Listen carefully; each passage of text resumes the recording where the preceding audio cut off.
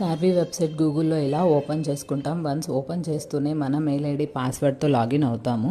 So మనకి ఇక్కడ ఉన్న టాప్ ట్రెండింగ్ స్కిల్స్ అన్నీ తెలుగులో ఉంటాయి. బేసిక్ నుంచి అడ్వాన్స్డ్ కోర్సెస్ వరకు ప్రతి ఒక్కటి కూడా పిన్ టు పిన్ తెలుగులోనే ఎక్స్ప్లెయిన్ చేస్తారు.